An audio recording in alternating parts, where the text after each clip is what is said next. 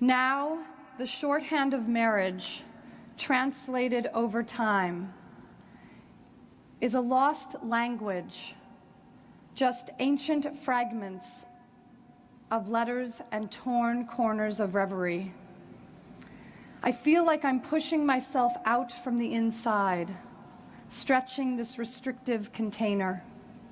All the while, she stayed and prayed with me into the uncertainty. Still she watches, clearing the way while I cannot see, stands beside me when I need strength to move forward, gently reminding me that it's always about beginning and then beginning again. Marriage is a long time to be away from myself.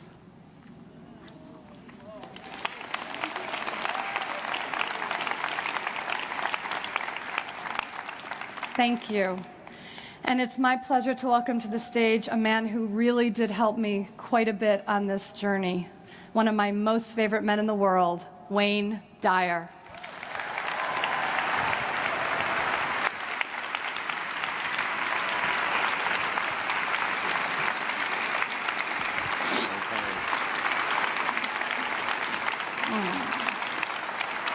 Can I stay? Wow, thank you. Thank you, thank you, thank you. My goodness. Those of you who know me and have heard me speak over the years know I use a lot of poetry, and I've been writing a lot of poetry lately. Nancy really speaks like a poet, and her book is so beautiful, and I said, you go out and read a poem, now I'll go sell your book, because it's really beautiful. And I knew her husband, and I knew them, and she struggled through that divorce process. Those of you who've been through it know emotionally how wrenching, gut-wrenching it can be. I've been there, and you never get over it. You just try to become someone who turns it into love. And this is just a few words from one of her poems that I love so much, and this is how a poet thinks. She said, "This is the summer of heartache and goodbyes. I wake and lay in bed, remembering all the things that will never happen, all the places we will not go, all the things we will not do. The taste in my mouth is of a marriage crashing." Do you feel that? That's how poets do. I'd like to give this to my ex-wife. Actually, my wife, who separated from me, but I love very much. The mother of my children.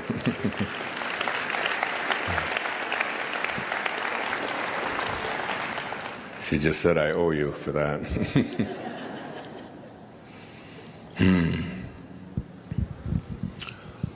So my name is Wayne Dyer, and I'm 71 years old. Wow, that's not good. That's not good when they applaud your age.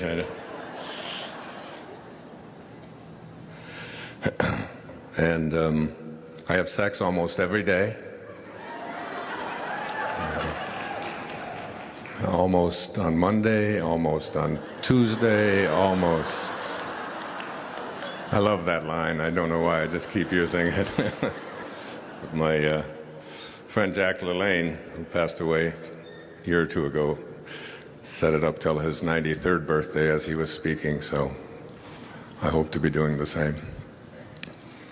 And I'd also like to say to you, to the world, that I am well. Thank you. Not only am I well, but I am perfect health. And those words will have much more meaning for you when I finish in a little while. To be able to say the things that you are, I am. Two very important words, I am. So this is the first time, I think, ever, that all 8 of my children are here with me. We are having our Thanksgiving tomorrow because I'm not going to be here in Florida. So, and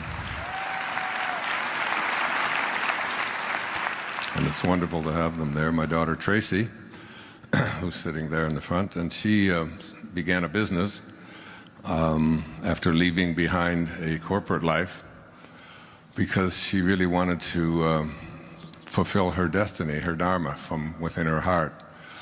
And she struggled over and over again with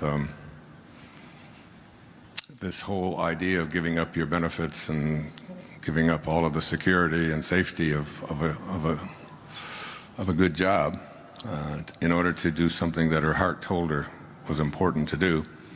Those of you who have seen my film, The Shift, know that that's what I speak about, what it's all about. If you haven't seen it with Portia de Rossi and Michael DeLuise and myself, I encourage you to do so because it's about shifting, making a move in a different direction. She started her own business, and her business is designing her own handbags. But the interesting thing is she also designs them from and builds them from recycled water bottles, plastic water bottles. I think that's phenomenal. Here's one of them up here now, and I wanted Nancy. Is Nancy? Are you? Where did you go? Did Nancy leave? There was a lady right over here in a wheelchair that I was going to give this to, and I don't. Oh, there. What is your name? What is her name? What is it? Lucy? Well, Tracy, would you take that back? And it's so beautiful. Made out of recycled water bottles instead of putting them into the ocean. Here. Would you give that to her? Well, let me tell you about... There's the lady right there. That's a gift for you. God bless you. And I see you walking out of that wheelchair one of these days. There you go. Thanks, honey. She has them here, and there's never a better audience for this sort of thing than a Hay House audience, because it's loving ourselves but also loving our planet. There is a swath of plastic in the Pacific Ocean from bags that have been put into landfills that we take home from our grocery stores without even thinking. Believe it or not, it's the size of the state of Texas. And it's out there floating, just all this plastic, and it's all unnecessary. We can do something to change that, and I honor you for doing that. My other daughter is here, Serena. Where are you, Serena? Oh, there you are. Come here, honey. Go around. I want to introduce, she started a project. You can go around, go back, and move quickly, okay? I'm a big star. We don't have time for this. But Serena has had this passion for children that are being trafficked. And so this Penn State horror story that is being broadcast all over the news is a big part of that is young children being sold into trafficking. And you're going to see a connection to that, I believe, as this unfolds. And she has started her own charity, and she just inaugurated it tonight, and I'm going to give her 2 minutes to tell you a little bit about it. I'm wearing one of the wristbands. So this is my daughter, Serena, who received her master's degree from the University of Miami in international relations. Serena Dyer. Hi. So I didn't know he was going to bring me up here, but yeah, actually my boyfriend and I started a coalition. You have a boyfriend? Yeah. Okay. We started a coalition that we're actually just launching this week, and what we're trying to do is just raise awareness about child trafficking. We're not asking for money. We're not asking, well, for money. We're just asking for people to sign up for our e-alert so that anytime there's, let's say, a bill waiting to go through Congress, and we need to get people behind it to get it passed, we can send you an email and get you involved, or if you want to help or find out more information, you can come get a free bracelet and sign up. But basically, we started to do this when we came across some really alarming statistics, like the #1 place that an American man seeks sex with a child is America. And there are 300,000 kids in America every year that have acts of trafficking for the purpose of sex committed against them. And I can't live with that, and I believe an audience like that wouldn't want to accept something like that either. So I think that this is a great way for people to just learn more about it and spread the awareness so that we can get rid of it, starting in America and then on a global level. How many children are sold into trafficking worldwide? Worldwide, they estimate that there are 12 million people that are trafficked, and 50% of those are children. And like I said, in places like Africa, the purpose of trafficking a child is a lot of times for labor, or enforced slavery, or war. But here, it's for sex. And I just find that to be so disturbing. And he always told me that no amount of feeling bad will ever make anything feel good. So I don't focus on how bad it is. I think that we can make it better. And that's what I focus on, that we can really make this better, one child at a time. Thank you, honey. Very nice.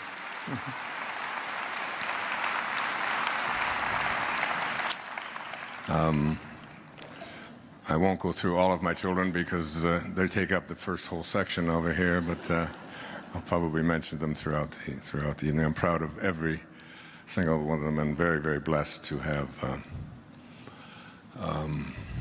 such beautiful children. And the mother of those children, Marcy, a woman I love so much, I give her an awful lot of the credit for all of that. In fact, I give her all of the credit for it. So I've just finished taping a new public television special, which will be airing in March. It's the 9th one, and I must say how proud I am that since we started these in 1998, we're getting close to $250 million being raised for public television, just from the pledges that people make. And public television is another one of those wonderful pro bono things that I do and that so many people do to bring a different kind of energy into our homes. You know, the energy of Sesame Street. My daughter Sage is sitting there in the front row, is now 22, and you still have Barney, little baby Bibs, and everything was Barney, and that was the dinosaur, the purple dinosaur. Anyway, so that will be airing in March, and it's based on what I have been doing for the past year or so. Almost a perfect storm has occurred in my life, beginning on the 21st of April this year, my mother's 95th birthday. And I'll be sharing some of that with you here today. Miracles have been taking place in my life. Healing has been taking place. My whole emphasis on this, most of you probably know because ABC World News did a whole story on me, but they focused on this diagnosis of leukemia, which is now gone. I don't pay attention to it. It's not a part of my life. And I'm living from a perfect health perspective every single day. And it's been a marvelous shift. And I want to talk to you about it, not about my own story necessarily, but about the principles that are involved in making this wonderful and powerful shift. So much of what I speak about here tonight will probably sound strange, even to this audience, which you wouldn't think that would happen here. I know what you guys are like.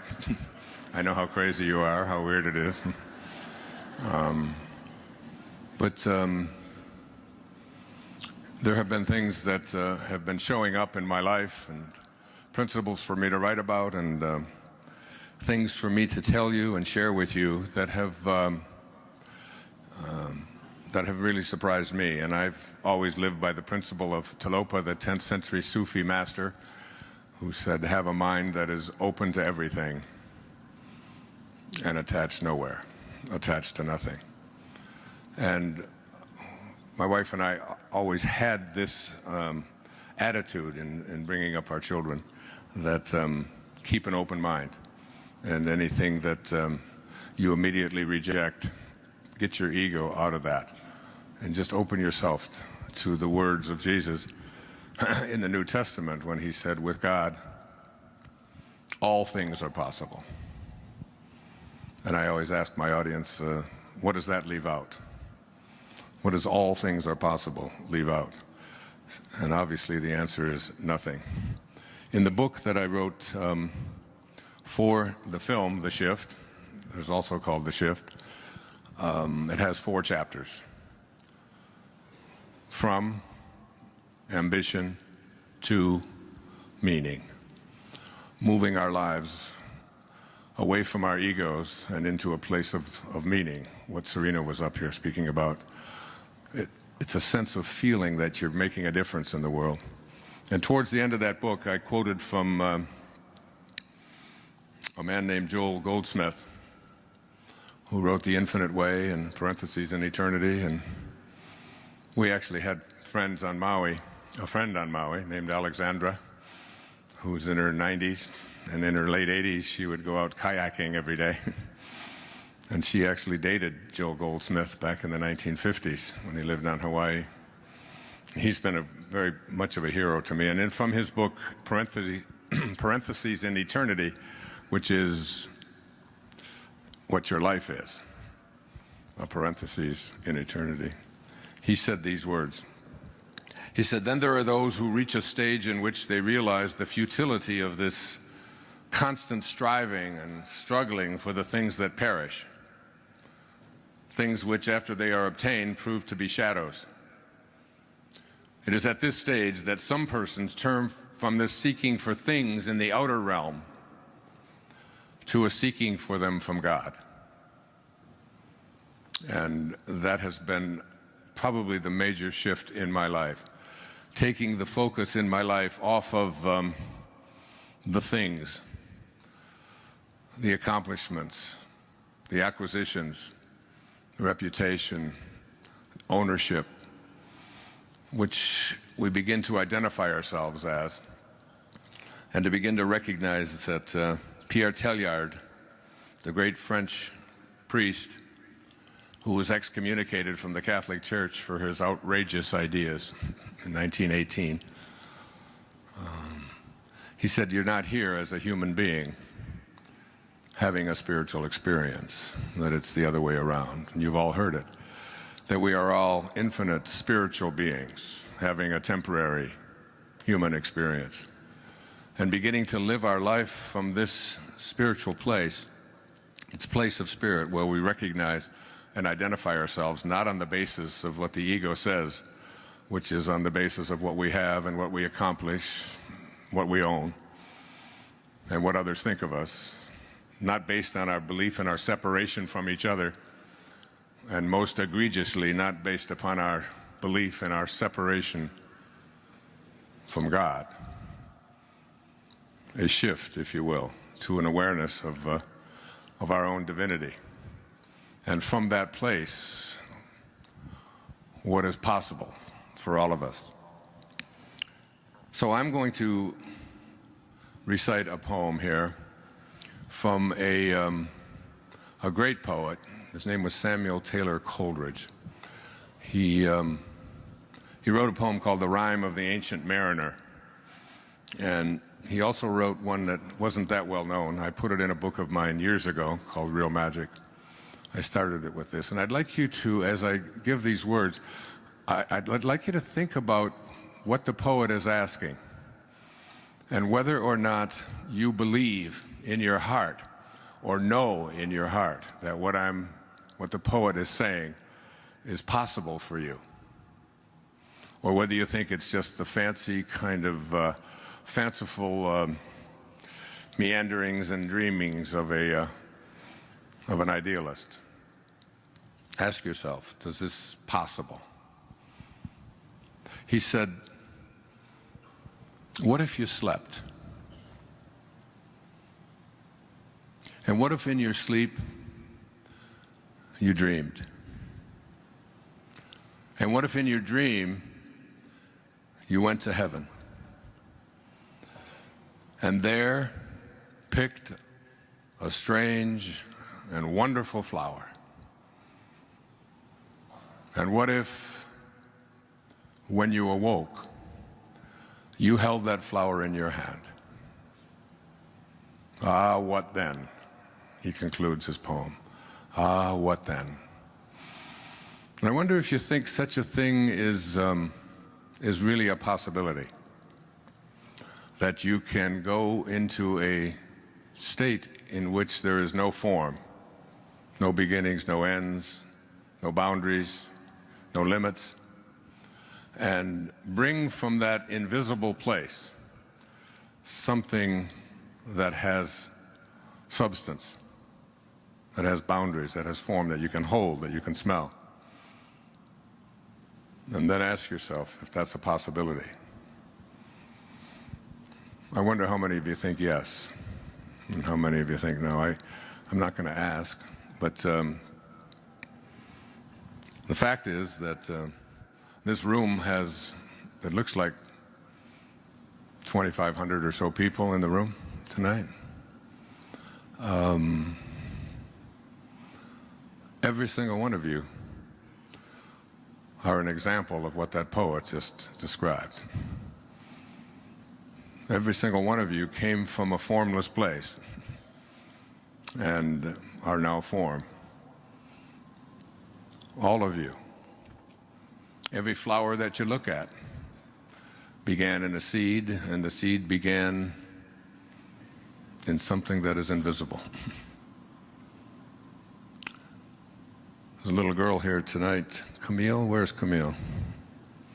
6 years old or so, 7 years old. I was swimming with her a little while ago, and she showed me her teeth. And she said, I lost 2 of my teeth. And look, there's 2 new teeth coming underneath it, and she was all excited about that. And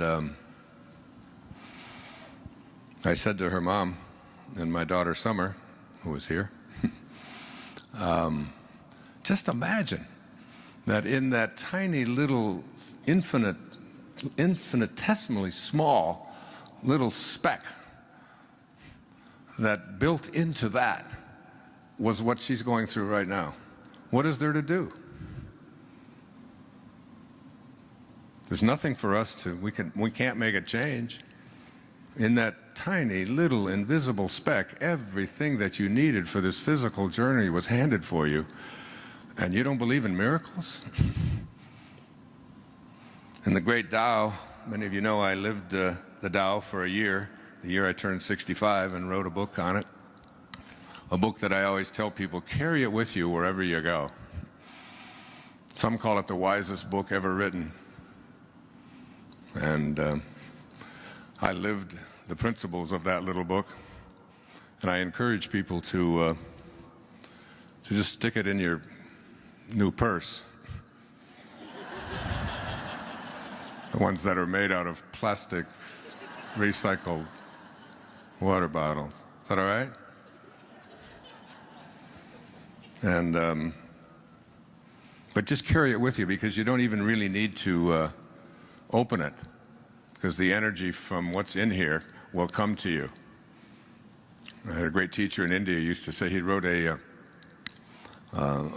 collection of his writings was called I Am That by Nisargadatta Maharaj, and he used to say to his devotees, you don't have to read it, just carry it with you. And I heard that, I was in my early 40s when I heard that, and I just thought, this is just another one of those crazy guys over there in India giving us advice, and I just didn't think that it would be possible to get. But now I've really come to an awareness that energy is in everything, and that just holding this book, literally, you could muscle test this, kinesiology, and put this thing next to your heart, and you will be stronger with it than you were without it. Just try it. Just carry it with you. Let me see, who would like a copy of this? Oh, that hand right there, the first hand up. Yeah, you. Yep. No, next to you. Yeah, stand up. Would you like to carry this with you wherever you go? There you are. God bless you. The Tao Te Ching. It's only a few dollars. It's worth having. One of the great lines in the Tao is what I'm speaking about here at these opening lines, is that it says that none of you are doing anything. You're all just being done. And when you look at your physical body, there's a recognition that this is absolutely true. You know? I mean, what can you do to change it? You know, things are drooping, folks. You can fix them up if you want to, but the inevitable is there. And the hair, well, for some of you it turns gray, and for some of you it just turns. It just goes somewhere else. And you begin to see, there's also a great line in the book, because my son, who's sitting in the front row, Sands, who graduates in a couple of weeks and is going to start supporting me. I'm so happy about that. Because I often have quoted Lao Tzu, and he has often said, the Tao, God, divine mind, the Tao does nothing. And it leaves nothing undone. It's all perfect. So I say to him over the summer over in Maui, I said, Sands, come on, do something. You got to do it. Let's go. We got to do something. He looked up and he said, I do nothing. And I leave nothing undone. So this stuff can come back at you. It's his favorite line now. He's a Taoist philosopher. So the great Saint Swami Muktananda was asked the question, what is real? And his response is really worth you hearing. And something for you to really think about, because the strange place that I think it's weird, it's just so magical, but it's still, it's hard for us to wrap our arms around this idea that all things are possible. This awareness that about what is real. And Muktananda said, that is real, which never changes. So what part of your physical life meets that definition? We are all in these bodies that are changing every second. Therefore, by that definition, they're not real. So you go back and look at how many bodies you've been in since you showed up here. You were in a body about this big that weighed somewhere between 5 and 10 pounds, and that was you. And you were in a little toddler body about this tall, and you certainly, if someone said, is that you, you would have said, yeah, that's me. And then you were in a 13 or 12-year-old body, which is one of these. I have 6 daughters, and they have a stance, you know, when they're about 13, and they go like this, and their leg goes up and down, and they roll their eyes and look at you like you ought to try to get a life someplace. You were in one of those bodies, teenage body, and you thought that was real. That's when you get the great learnings. One of my daughters, Serena, said to me one time when I raised my voice and asked her to hurry up and get moving, come on. She looked at, I wonder what all those people would think of Mr. Positive if they could see him here this morning. She turned to her sister and said, would you buy a book from someone who yells at his 11-year-old daughter? I sneak out of the room and try to.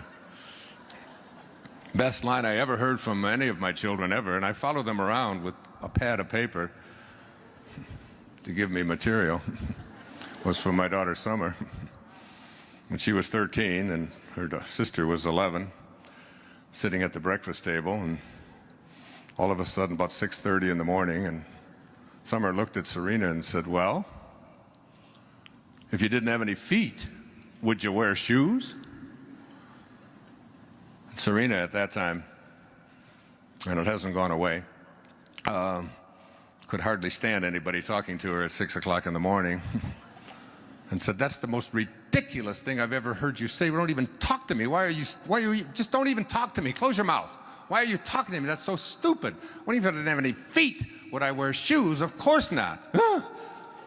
And Summer looked at me and said, don't get mad at me. I just wonder why you're wearing that bra. That's, so...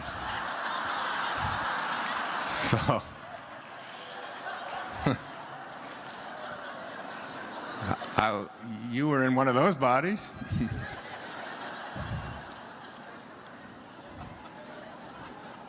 I was in a 20-year-old body, and I saw a picture of it on the PBS show, and I was doing a little bit of this, and the pictures of me at various stages of my life were going by, and the film was, the camera was looking at this picture, and it stopped on a picture of me when I was about 20 years old. And I'm 70, when that was 51 years ago. And there's not one cell of that body left on this planet. I really thought it was real. And when you were in your 20-year-old body, you thought it was real, didn't you? I mean, it's just like, you look at it, you say, of course it's real. And now you look back at it and you say, if it was real, where is it? And where did it go? Emily Dickinson, another great poet, one of my very favorite poets from Massachusetts, would give talks back in the 19th century, and she would pick up a handful of dirt, and she would say, just let this in. This quiet dust was gentlemen and ladies and lads and girls, was laughter and ability and sighing and frocks and curls. This passive place, a summer's nimble mansion where bloom and bees fulfilled their oriental circuit, then ceased, like these. That's who you are, if you believe that you're your body. Just quiet dust that's going to fulfill its circuit and cease. And we all know that we're something much more than that. But we haven't been raised to believe that. So my talk tonight is really about understanding there is a component of us that is beyond the physical, beyond the physical, metaphysical, beyond form, over, past, higher than form, transformed. And this part of who we are has infinite possibilities and can do anything, can heal anything, can manifest anything, can attract into our lives the right people. And you get a sense after a while that that this invisibleness that is who we are is, as you begin to elevate your awareness and move to a higher level, and this is basically the essence of it. It's that we were all conceived and born into a world and a culture in which we were raised to be ordinary. And ordinary isn't so bad. I'm not here to put down ordinary and average and fitting in and all the things that ordinary comprises. It's just not what I want for me. And I got the mic tonight. So, and ordinary really means, it means fitting in. It means getting along. It means becoming a good citizen. It means filling out the forms. It means paying your taxes. It means having your children and providing for them and taking care of them and going to work, going to school and getting good grades and graduating and your family and doing all of this all of these ordinary things, and then getting to the later stages in your life where you become a grandparent, and then you live your life through your grandchildren, and then you die. And this isn't an indictment of that. It's for me an awareness that if I put my hands here about at my waist, I am speaking about ordinary consciousness. And where I would like to take you tonight, where I have been taken in my life, particularly in the last year or so, and particularly in the last decade or so, is to a place that I call extraordinary awareness. And extraordinary awareness is, it encompasses all of ordinary. So that you're listening to an ordinary man. I fill out the forms, or I get somebody to do it for me, more like it. And I pay my taxes, and I've provided for all of my children. And I went to school and saw that they went to school and was there for them as much as I could be, and did all of the things that we would say constitute ordinary. But extraordinary doesn't stop here. See, this is where it stops for so many people. And they go through their life with this, remember the Barbra Streisand song? Is that all there is? And there's this sense that there's more. There's a calling. There's something in me that transcends the physical, that transcends ordinary. And this something that wants to move us to this extraordinary level out here is beyond the ego. Everything I've spoken about here is the ego. It's the striving for, it's an identification and a belief in my identity as a physical being, and believing in what my physical self tells me is my reality, and evaluating it on the basis of what I can see and touch and feel and smell and hear, so that it's my senses, my sensory self is here. But this up here, between ordinary and extraordinary, where I believe anyone can go at any time. Here we are what E.E. Cummings, another favorite poet, he said, to be nobody but yourself in a world which is doing its best night and day to make you just like everybody else means to fight the greatest battle there is to fight and never stop fighting. This is how the poets think. It's about going beyond average. It's about going beyond ordinary. It's about recognizing your own divinity. It's about understanding that there's something inside of you that is calling you. It's your spirit, it's your soul. And your soul, your spirit, is here in the distance between here and here. And your soul wants something very, very different than your physical body ego apparatus wants. It's not interested in fitting in.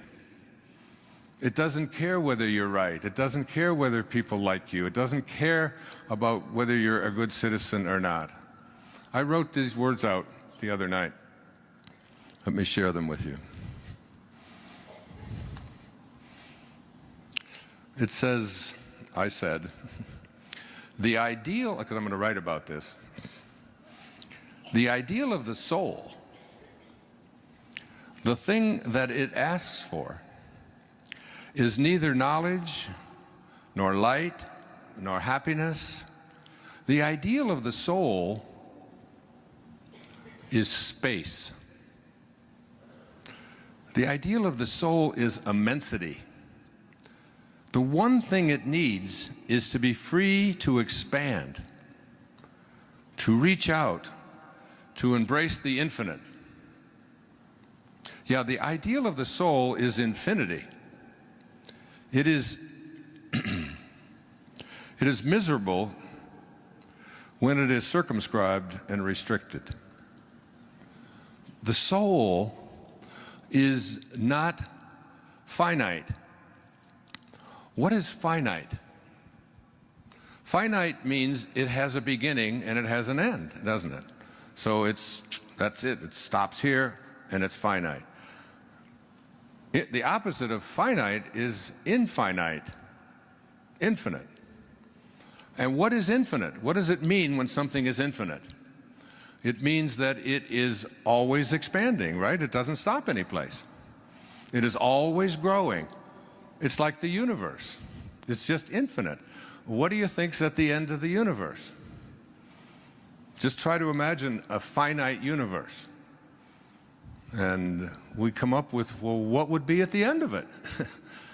And what we think is at the end of it is what? What is there, a wall? If there's a wall at the end of the universe, the poet would ask, what's on the other side? And where does that end? So there's getting in touch with this infinite part of ourselves is really the part of us that says, there was a song that was popular when my mother was a young woman. It was called Don't Fence Me In. Oh, give me land, lots of land, and the starry skies above. Don't fence me in. Remember that song? All the old folks singing. My daughter's looking at me, what is he going to do now? He's going to embarrass me. We don't want to be fenced in. Now, before I had any children, I had 8 theories about how to raise children. I even wrote about them. Now we have 8 children. I have no theories.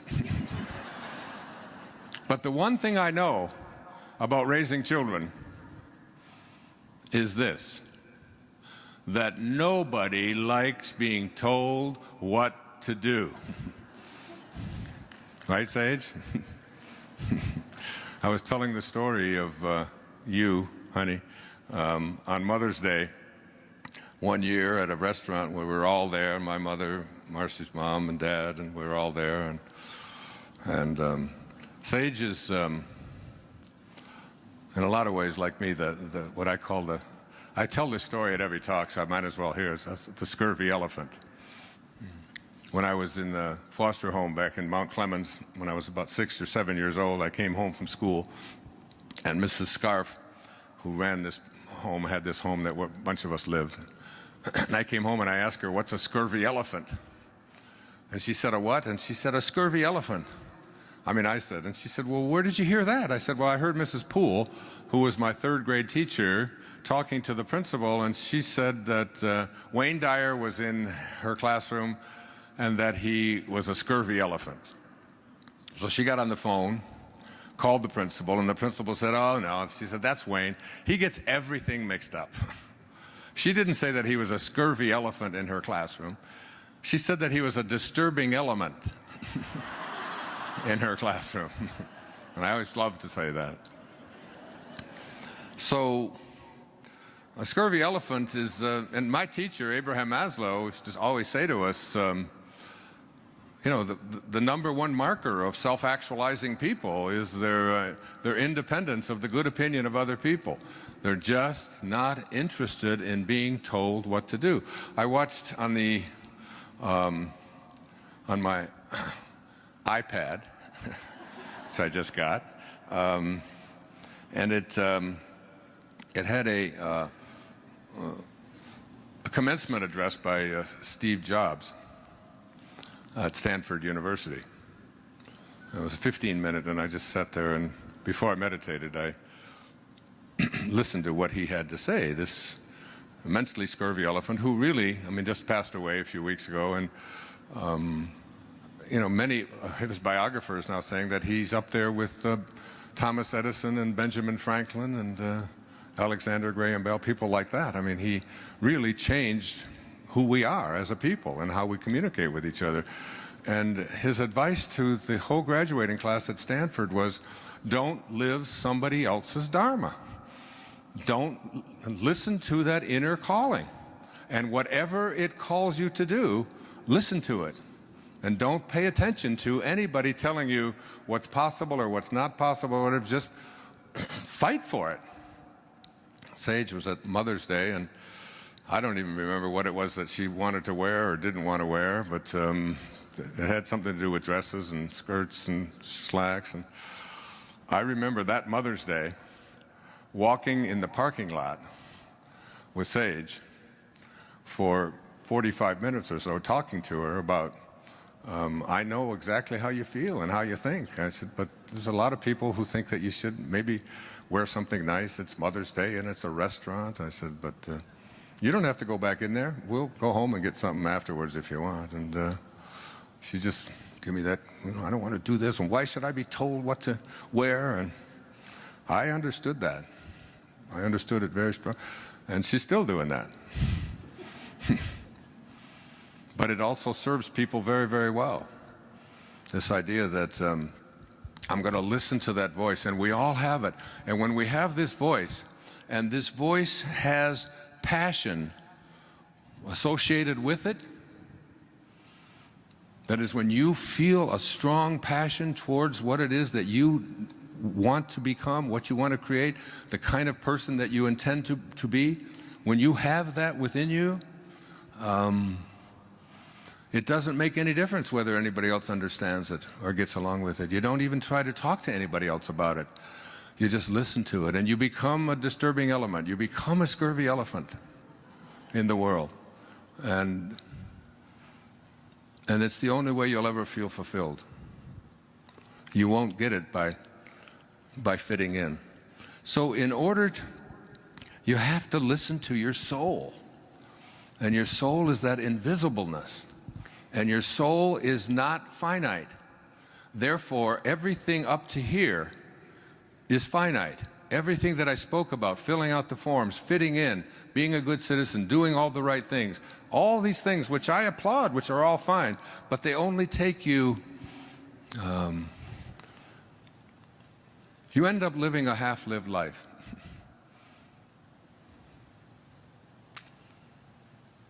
Herman Melville, I spoke about him this morning when I spoke to the writers group here. I mean, his writing was so profound and so beautiful, and he had this one line from Moby Dick, which is really not the story about a man chasing a whale. It's the story of a person who has an obsession, and that whale is a symbol of I must achieve it. I read a really great book this summer. Every one of my kids have read it. It's called Unbroken by Laura Hillerbrand.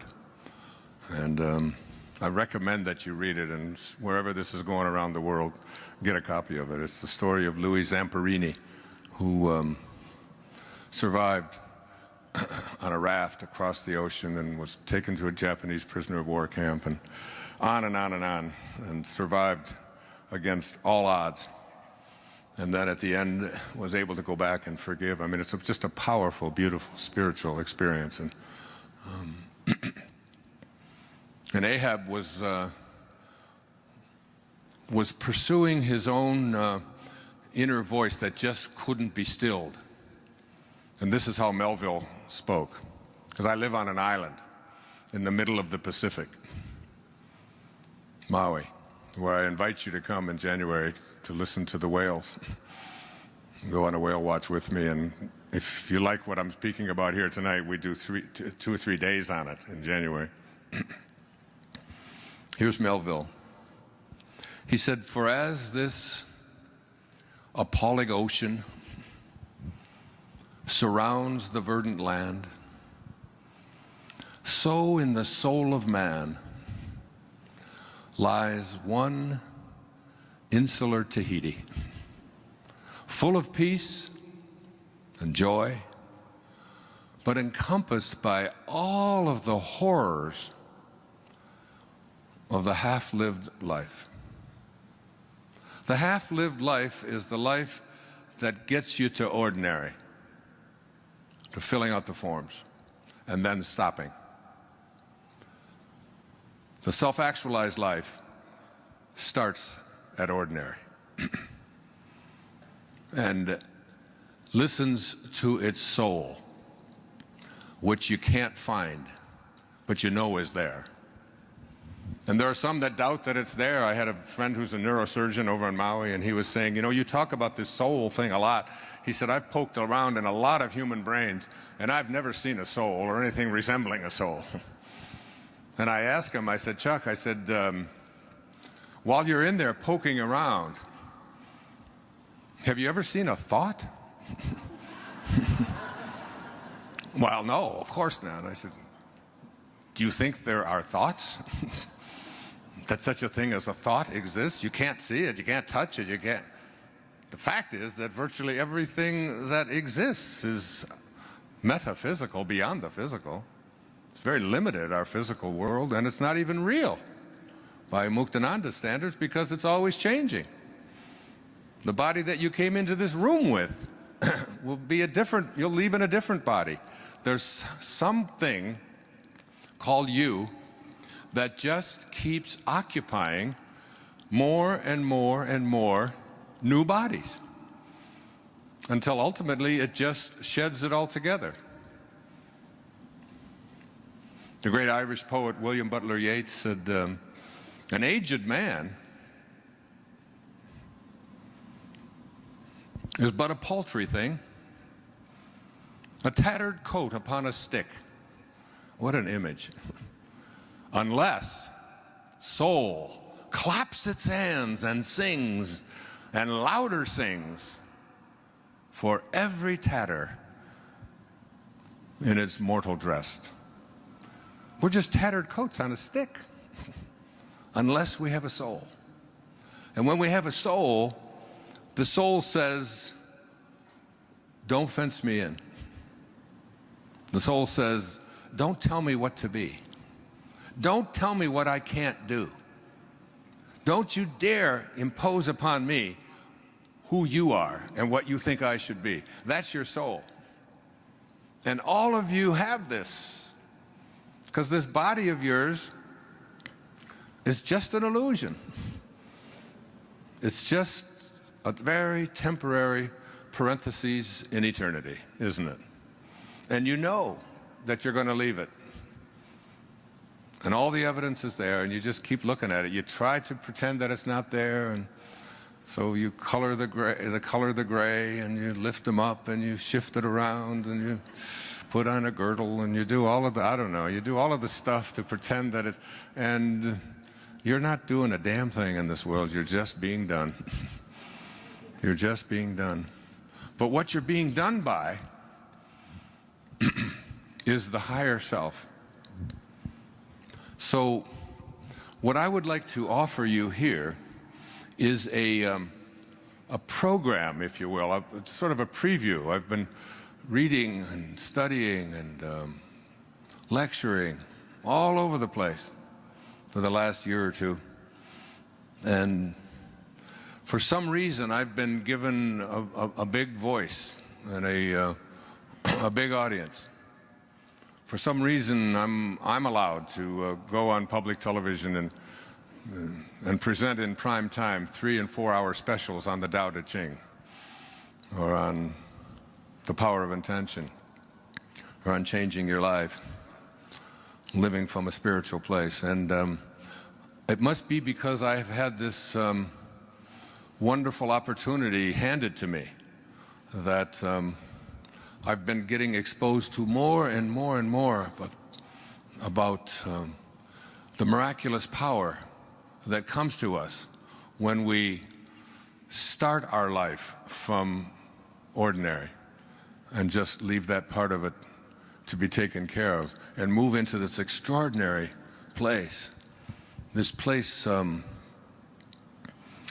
that all the great writers speak about, where we transcend this ego of ours that believes that who we are is so important, and believes that who we are is what we own, and who believes that what we are is in competition with others and has to defeat others and has to win and has to be better than. I love the poets. I feel very poetic tonight.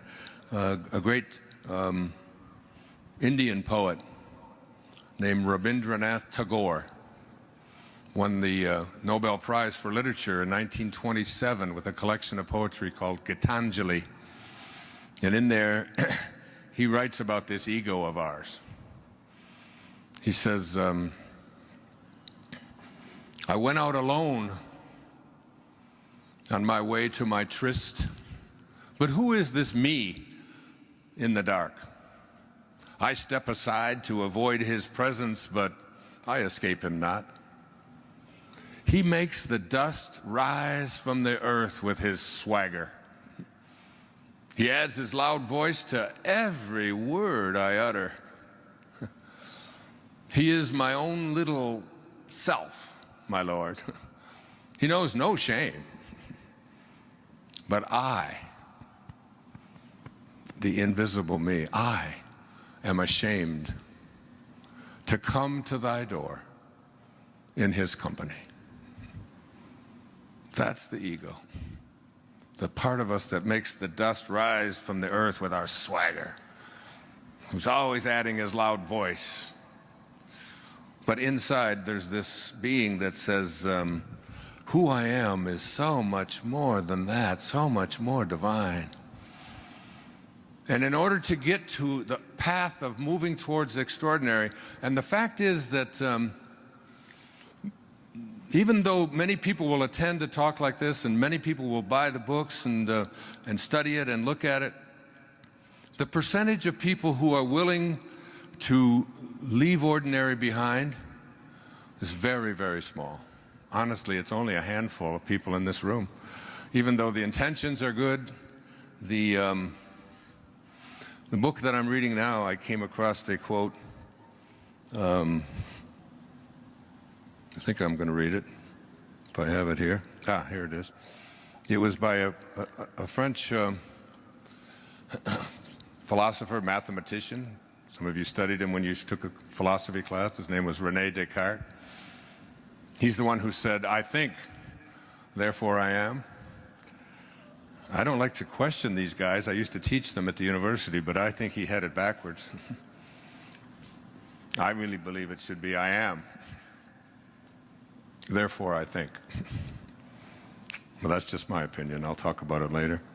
And Descartes said, in order to reach the truth, it is necessary at some point in one's life to rid oneself of all the opinions one has ever received and to rebuild one's entire system of knowledge from the very foundation. And I think I've done that recently. Just tossed out. I think this diagnosis of leukemia 2 years ago really helped me to do that. And to just say, I'm starting over. I'm going here. And I've been doing it in some ways. Many of people think I've done it my whole life, but honestly I haven't. I've wallowed around in that ego a lot in my life. And so in order to do this thing, you have to recognize that it fundamentally involves changing your concept of yourself. And changing your concept of yourself really means understanding what is your concept of yourself. Like, who are you? What is your concept of yourself? Your concept of yourself is everything that you believe to be true about yourself and what's possible for you and anyone else. And it really means changing most of that, because you have been raised to be ordinary. You've been raised to believe in your limits and how far you can go. And you've have this imposed upon you by your well-meaning parents and grandparents and culture and religion and business and education. The systems that you have been immersed into have basically told you, get here. This is not for you. And it might not have even been done, and sometimes they might have even said, oh, you can do anything. And then we'll start to tell you all of the reasons, all of the exceptions to that, that I'm imposing on you. Like, you got to get dressed in a certain way for Mother's Day.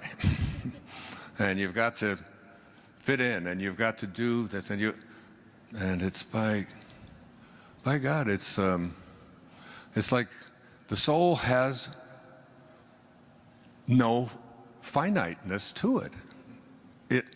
It's infinite, so it means it just wants to keep expanding.